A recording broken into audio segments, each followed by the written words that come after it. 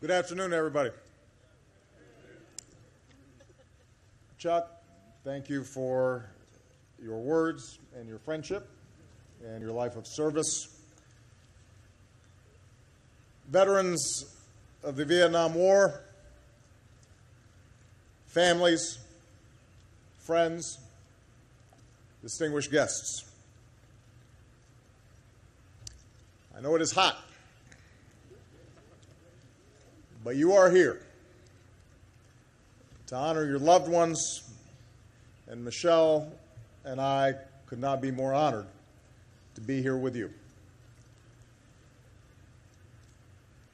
You know, it speaks to the complexity of America's time in Vietnam that even now, historians cannot agree on precisely when the war began. American advisors had served there and died there as early as the mid-50s. Major combat operations would not begin until the mid-60s. But if any year in between illustrated the changing nature of our involvement, it was 1962. It was January in Saigon. Our Army pilots strapped on their helmets and boarded their helicopters. They lifted off, raced over treetops carrying South Vietnamese troops. It was a single raid against an enemy stronghold, just a few miles into the jungle. But it was one of America's first major operations in that faraway land. 50 years later, we come to this wall, to this sacred place, to remember. We can step towards its granite wall, reach out, touch a name. Today is Memorial Day, when we recall all those who gave everything in the darkness of war so we could stand here in the glory of spring. And today begins the 50th commemoration of our war in Vietnam. We honor each of those names etched in stone. 58,282 American patriots. We salute all who served with them.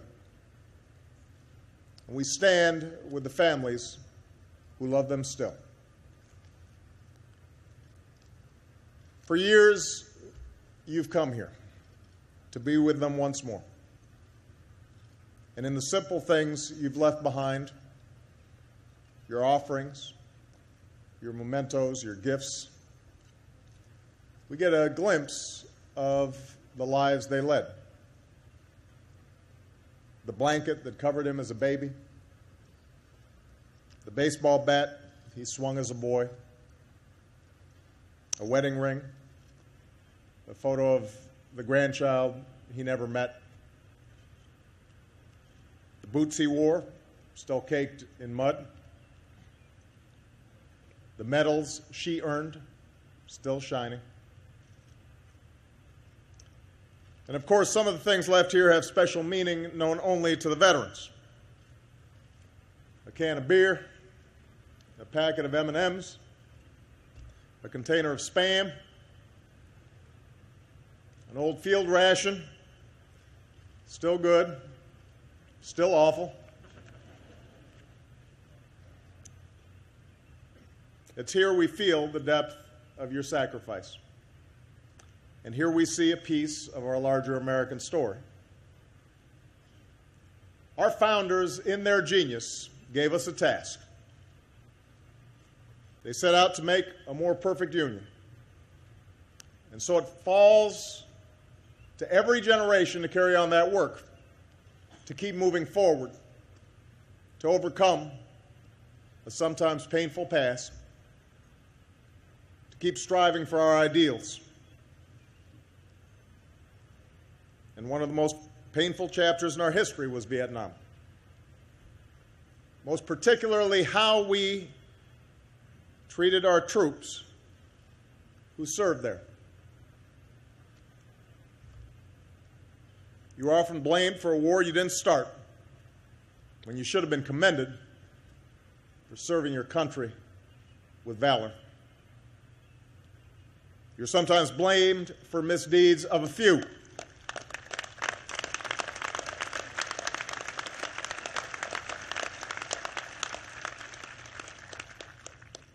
When the honorable service of the many should have been praised, you came home and sometimes were denigrated when you should have been celebrated. It was a national shame, a disgrace that should have never happened. That's why here today we resolve that it will not happen again.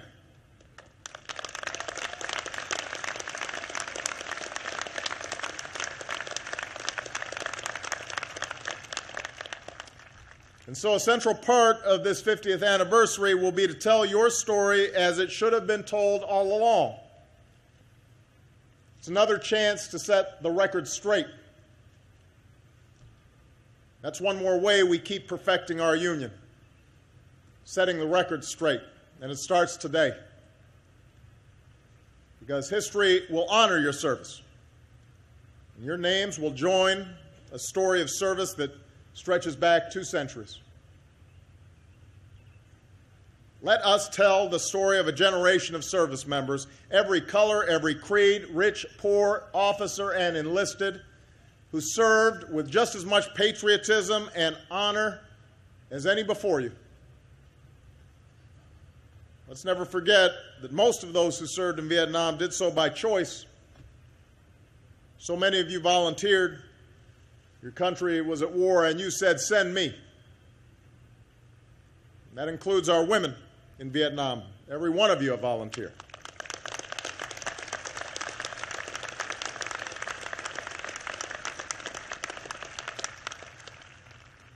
Those who were drafted, they too went and carried their burden. You served. You did your duty. You persevered through some of the most brutal conditions ever faced by Americans in war. The suffocating heat, the drenching monsoon rains, an enemy that would come out of nowhere and vanish just as quickly. Some of the most intense urban combat in history, and battles for a single hill that could rage for weeks. Let it be said, in those hellholes like Briar Patch and the Zoo and the Hanoi Hilton, our Vietnam POWs didn't simply endure. You wrote some of the most extraordinary stories of bravery and integrity in the annals of military history.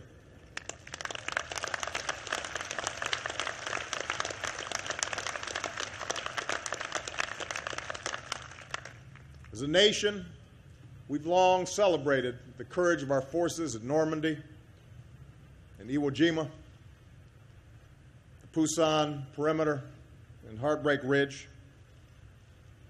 So let us also speak of your courage at Hue and Khe Sanh, at Tan Son Nhut and Saigon, from Hamburger Hill to Rolling Thunder.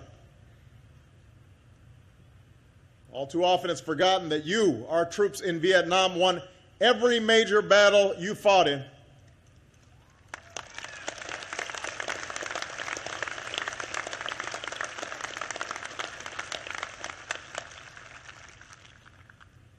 When you came home, I know many of you put your medals away, tucked them in a drawer or in a box in the closet.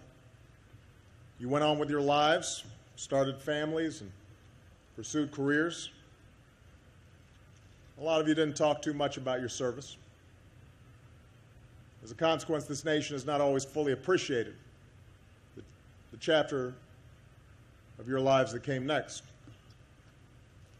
So let us also tell a story of a generation that came home and how, even though some Americans turned their back on you, you never turned your back on America.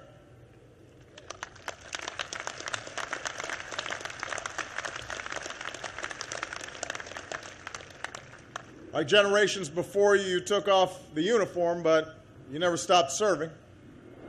You became teachers and police officers and nurses, the folks we count on every single day.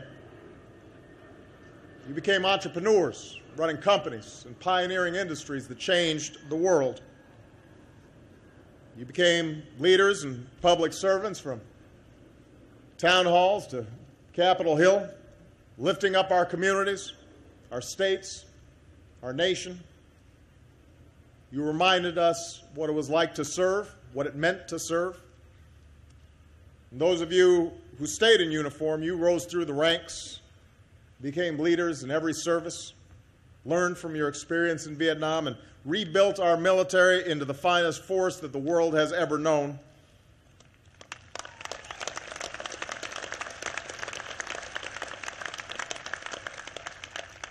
And let's remember all those Vietnam veterans who came back and served again in the wars in Iraq and Afghanistan.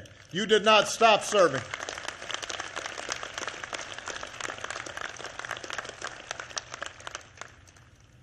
Even as you succeeded in all these endeavors, you did something more.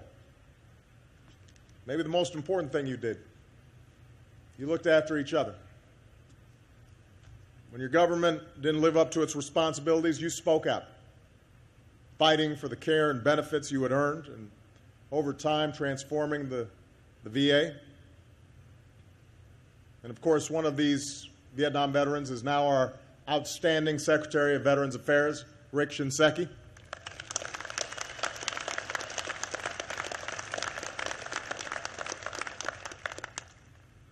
You looked after one another. You cared for one another. People weren't always talking about PTSD at the time. You understood it, and you were there for each other. And just as importantly, you didn't just take care of your own. You cared for those that followed. You made it your mission to make sure today's troops get the respect and support that all too often you did not receive.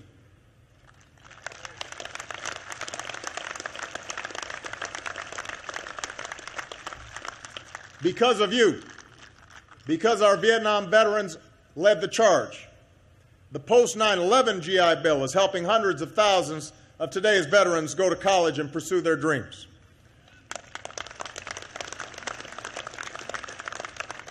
Because of you, because you didn't let us forget. At our airports, our returning troops get off the airplane, and you are there to shake their hands.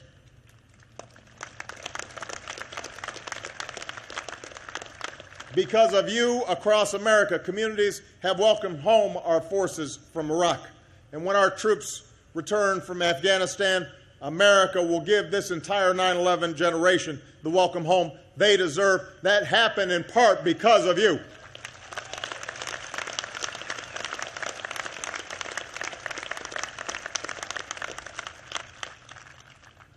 This is the story of our Vietnam service members.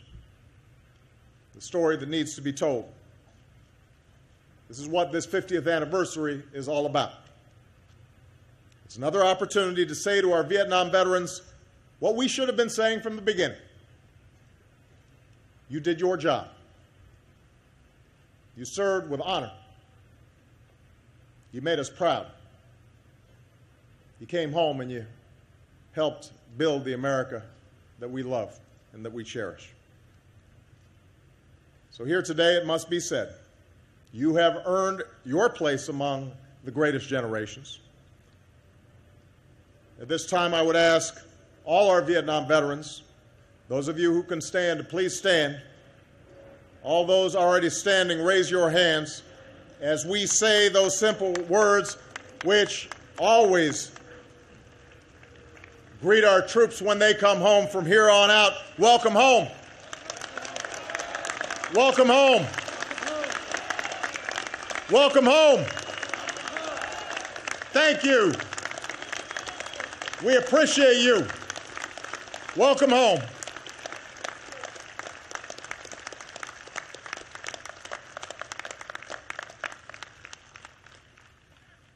Today Today we're calling on all Americans and every segment of our society to join this effort.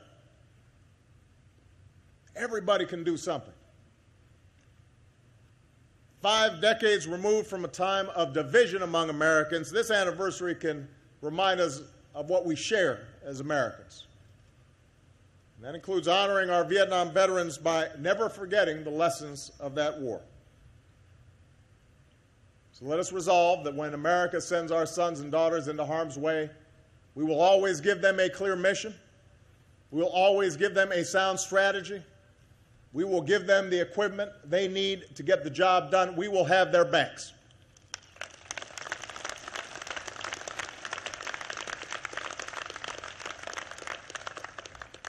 We will resolve that leaders will be candid about the risks and about progress and have a plan to bring our troops home with honor.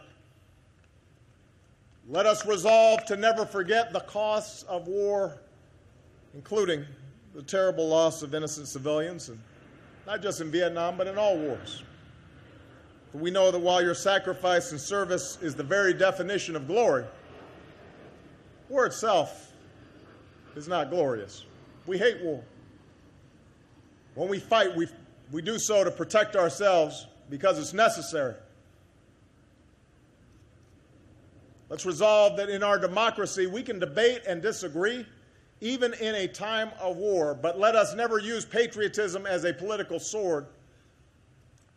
Patriots can support a war, patriots can oppose a war. And whatever our view, let us always stand united in support of our troops who we've placed in harm's way. That is our solemn obligation.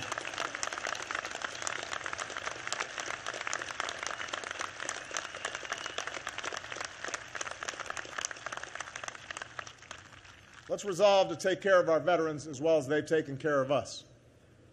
Not just talk, but actions. Not just in the first 5 years after a war, but first 5 decades.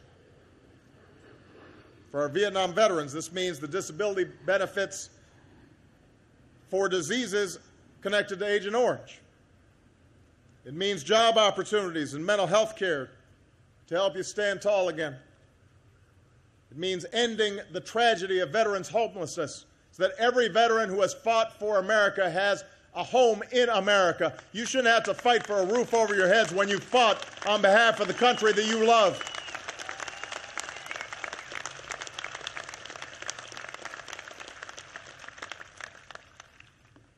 And when an American does not come back, including the 1,666 Americans still missing from the Vietnam War, let us resolve to do everything in our power to bring them home. This is our solemn promise to mothers like Sarah Shea, who joins us today, 93 years old, who has honored her son, Major Donald Shea, Jr., missing in action for 42 years. There she is. Sarah, thank you for your courage. God bless you.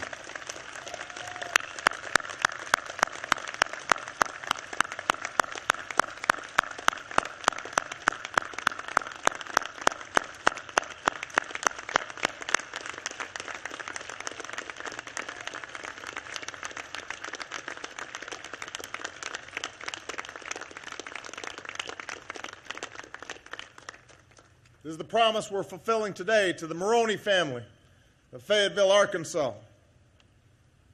43 years after he went missing, we can announce that Army Captain Virgil Maroney III is coming home, and he will finally rest in peace.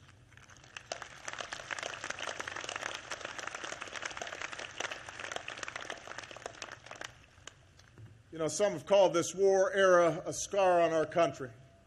But here's what I say. As any wound heals, the tissue around it becomes tougher, becomes stronger than before. And in this sense, finally, we might begin to see the true legacy of Vietnam. Because of Vietnam and our veterans, we now use American power smarter, we honor our military more, we take care of our veterans better. because of the hard lessons of Vietnam, because of you, America is stronger than before.